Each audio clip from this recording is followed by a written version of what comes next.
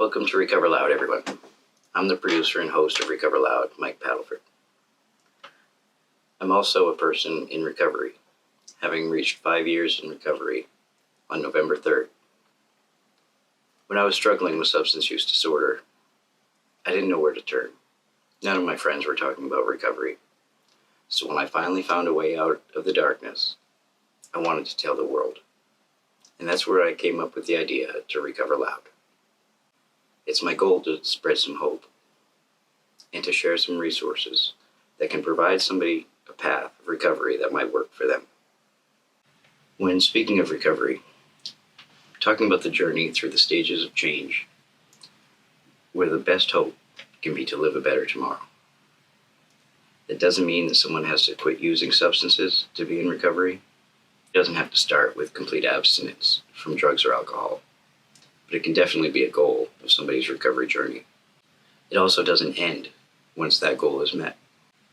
The healing and growth that we experience in our journeys of recovery come from a change in the thinking about the world around us, as well as our parts in it. We recover loud to support others in their journey. We recover loud to give hope to others who may be wanting a change but don't quite know how to get there.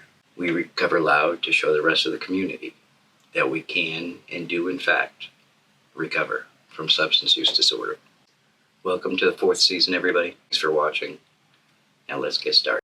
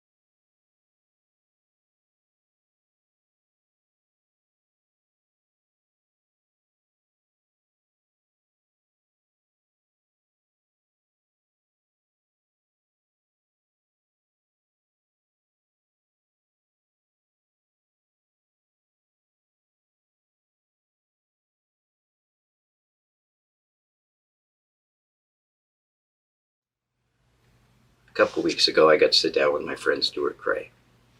Stuart became addicted to crystal meth and found that the cost of this drug was way more than he wanted to pay. Early on, it was used to treat narcolepsy, asthma, and as a weight loss supplement. During World War II, both the Axis and Allied powers used methamphetamine because it helped them to stay awake and made them more prone to take risks. Japanese kamikaze pilots were given methamphetamine before each flight, while factory workers were also given methamphetamine so they could work longer hours.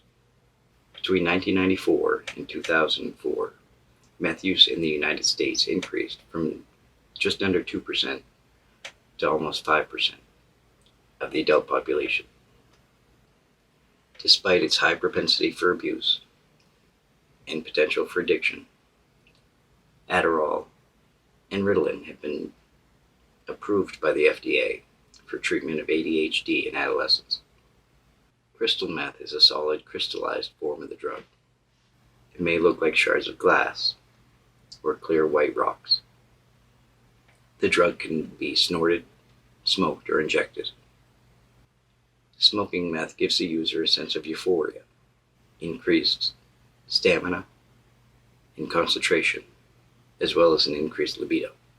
Though these may sound like good reasons to try the drug, the negative side effects are far too expensive. Smoking the drug gives the user a rapid, intense high, increasing the methamphetamine levels in the brain. This makes the drug much more dangerous and addictive. The negative side effects of the drug are an increased heart rate, blood pressure, increased body temperature, extreme weight loss, tooth loss, and insomnia. Meth use can also cause anxiety, paranoia, and violent behaviors. An overdose from meth refers to the exaggerated symptoms of normal use: extremely high heart rate, extremely high body temperature, tweaking, hallucinations, kidney failure, as well as heart attacks or strokes. Meth addiction can cause serious damage to the brain, causing paranoia, hallucinations, and delusions. Death from an overdose of methamphetamine is usually preceded by seizures and comas. My addiction was methamphetamine. Yeah. Speed. Graduated high school and I got right into construction, going on the road with a bunch of guys that were in their 30s, and then I was 18, 19 years old, fresh out of high school. So that's when they introduced me to meth and coke and all that big boy drugs. Yeah. When I was about 18, 19 years old. The only thing I did that before was like weed and a little bit of pills. And Did you drink? once in a while, I never really cared for the taste, so drinking was never my forte. Like see shadow peoples or think you see something, but it's just a shadow or just reflection, or because you've been up too fucking long and you haven't eaten, whatever, your brain's just starving and your brain starts playing tricks on you, and ain't nothing really there, it's just your imagination gone all over the place. The motivation just to stay up and go to work, and just to, at first it was just for an extra boost, but then it turned into, okay, I need air, or I was fucking nodding out, and bright lights were giving me headaches, because I was squinting all the time. And so if you didn't have it, you were more tired than you would have been if you'd never started using it. Yeah, and I could drink like 6 Red Bulls, and I wasn't so fucking sleeping or wanting to nod out. And it was time for me to get sober. I'm surprised I haven't had a heart attack or stroke. To be honest with you, the methamphetamine used, Mountain Dew and Red Bull, and smoking cigarettes. I'm really lucky to be no health issues right now. Recover Loud is brought to you by Recovery on the Road, a Facebook group dedicated to providing support and resources to anyone, anywhere, anytime, day or night. Methamphetamine addiction is a beast, a monster that's claimed countless lives, but it's an enemy you can conquer. This journey, while challenging, can be rewarding. Meth is a stimulant that ensnares and leaves you desperate, yet hope prevails. Recovery is unique for everyone. It's a roller coaster ride, but you don't have to do it alone. A community is ready to assist and guide you. Recovery on the Road is a Facebook group that provides hope through support and resources. It's filled with people who know what it's like to struggle with all kinds of addictions.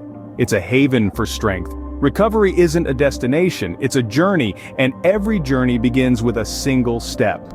So take that step and join Recovery on the Road today. You'll be glad you did.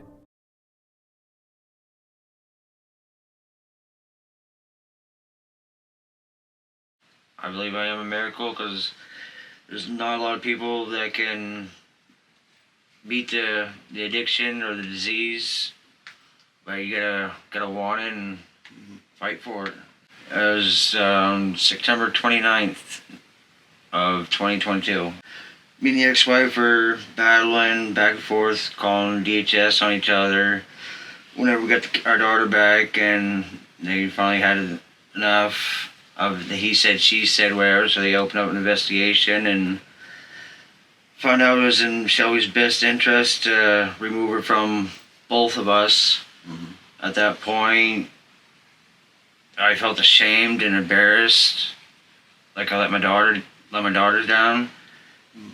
And then I reached out while my brother, Michael, gave me your number, yours and John Haldeberg.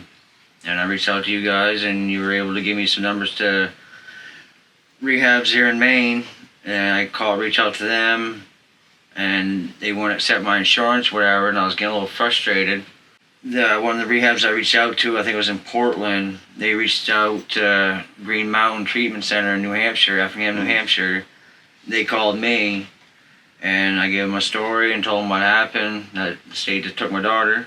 2 hours after I left the appointment with DHS, I got hold of you, and that's when I started making phone calls to get into a rehab or residential treatment.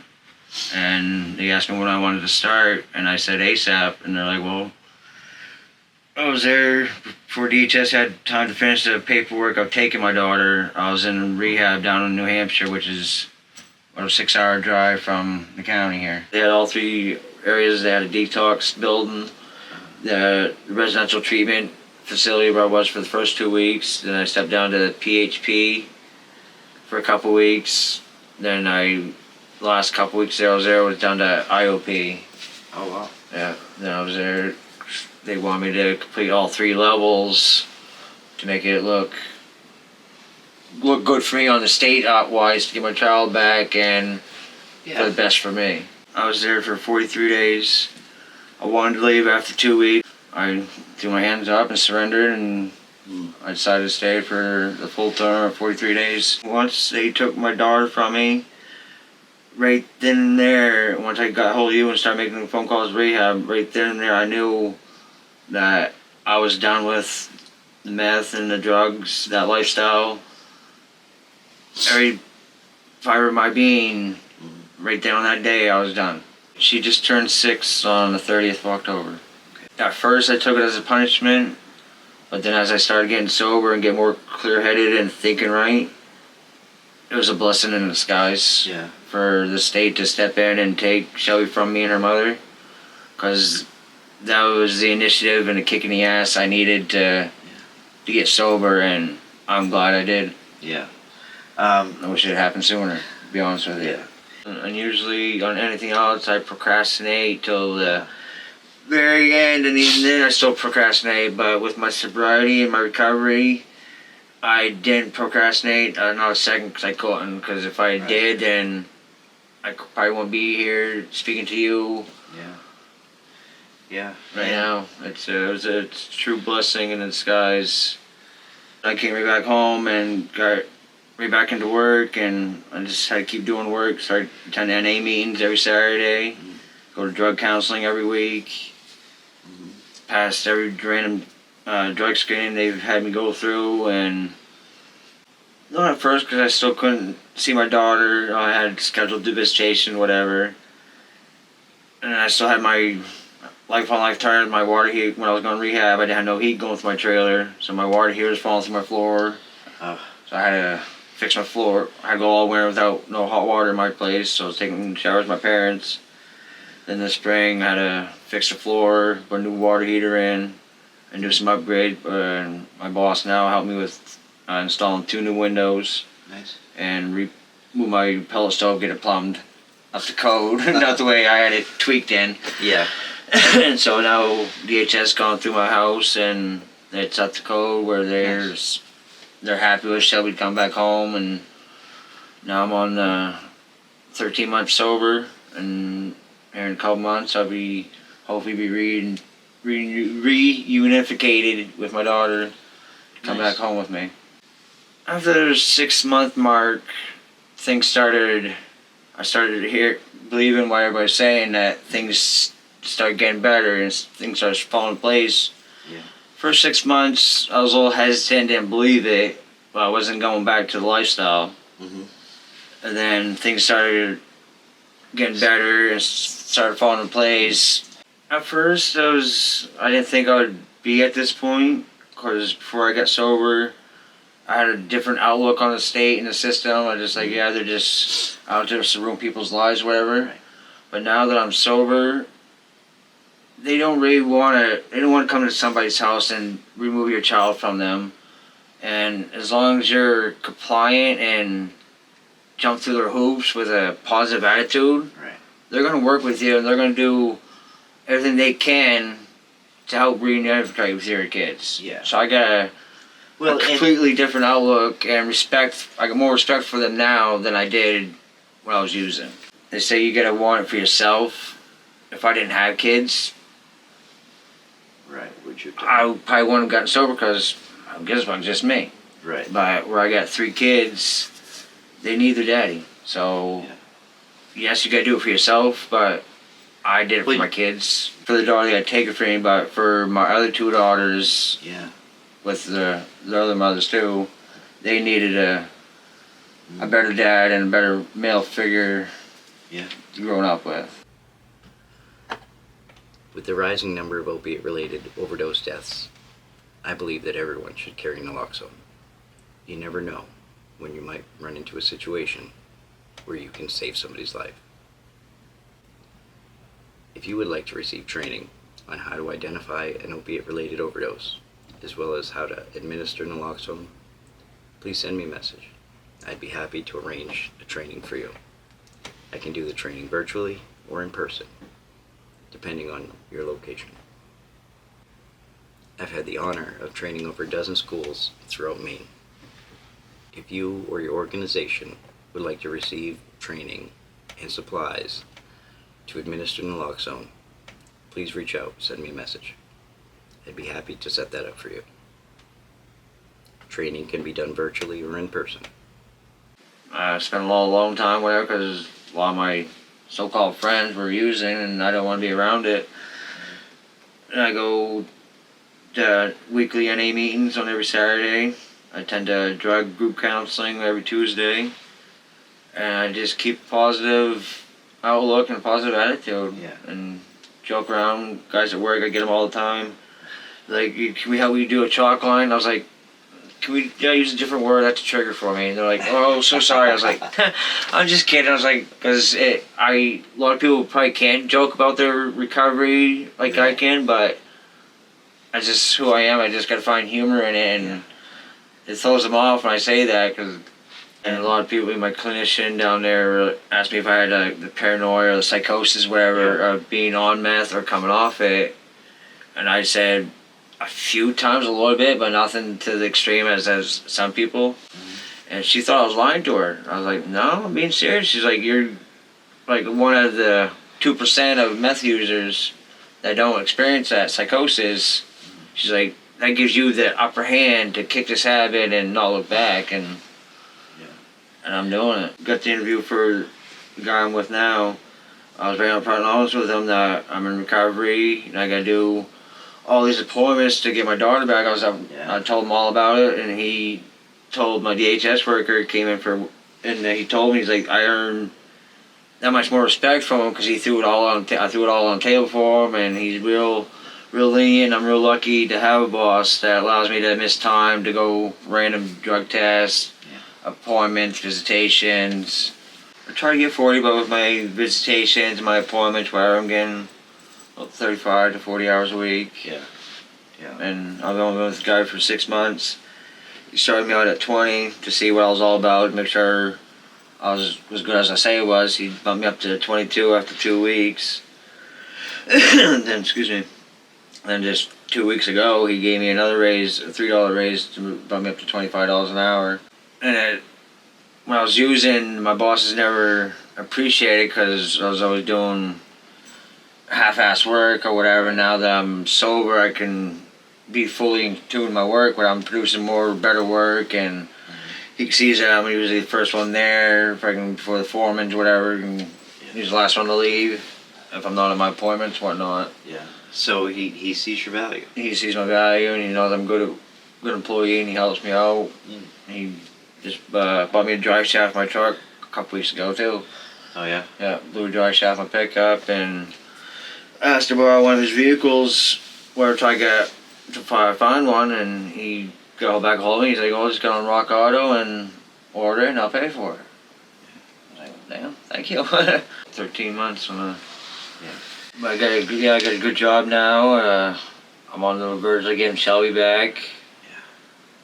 And I'm starting to see people are seeing my worth now, and I'm getting rewarded, and everything's just falling into place. And he brought back some family members. He brought me back my middle daughter, because she, even the sight or hear my name, she used to get real pissed off and didn't really want nothing to do with me. My oldest daughter was still coming around. Then once I got a rehab, my middle one wasn't really talking to me. My oldest one was. Then they kind of like, they swapped reverses. Now I got a great relationship with my middle daughter, and my oldest daughter don't really want nothing to do with me.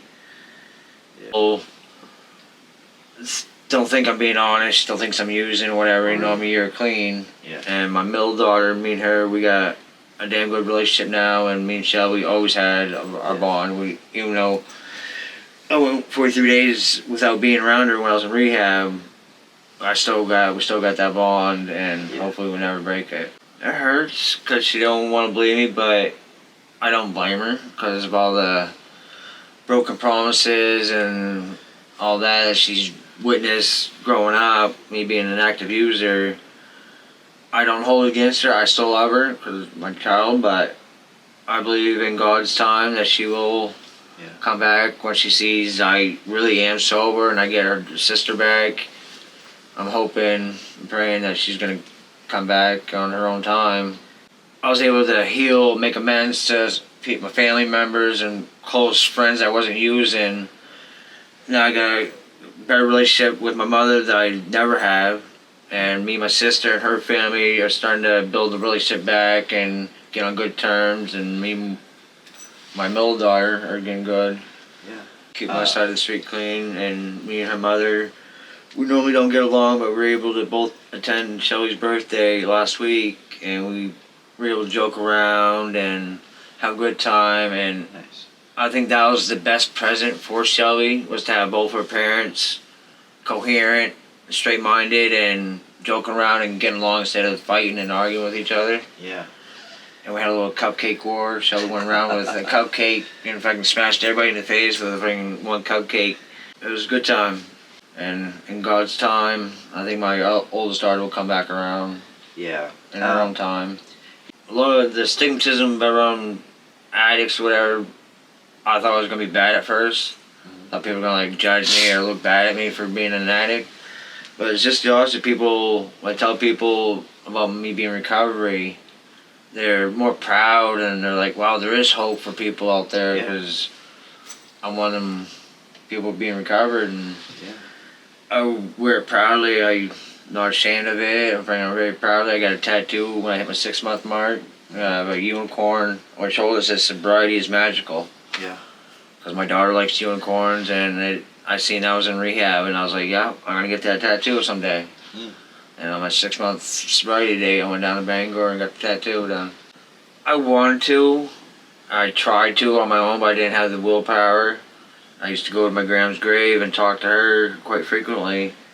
And I would ask her and pray to her, like, I need help. I want help, or I just didn't know how to. And I think she sent me the message, and I think that's why I'm here right now. It's because of my grandma and God above. I was real fortunate for the state taking Shelby. My brother Michael kind of put his life on hold for quite some time and became a foster parent for Shelby. So the transition of Shelby being awarded to the state was a little better because she was with family that she knew and they knew her. And I'm real fortunate and lucky to have my brother Michael to help me. And I still have contact with some of my clinicians and counselors from the rehab and a lot of the clients that went there. I still probably talked to maybe like 50 of them. I'm real happy for you. Thank you. All right. That's because of you. This is started my recovery. Like I said, coming back to the bright side. Life's worth it, and it feels lonely at first, and you might feel ashamed, but it only lasts for a short while. Then things do get better. We do recover. Quitting meth isn't an easy thing to do, but it is possible. If you're struggling with the use of methamphetamines, join Recovery on the Road and send me a message. I'll help you find the resources in your area to get you on the road to living a better tomorrow. Combination therapies consisting of contingency management and a community reinforcement approach have been proven to help people struggling with meth addiction. Cognitive behavioral therapy, as well as 12-step programs, have also helped. Recover loud, everyone. And we out. Yes. Cut. It's a wrap. Right.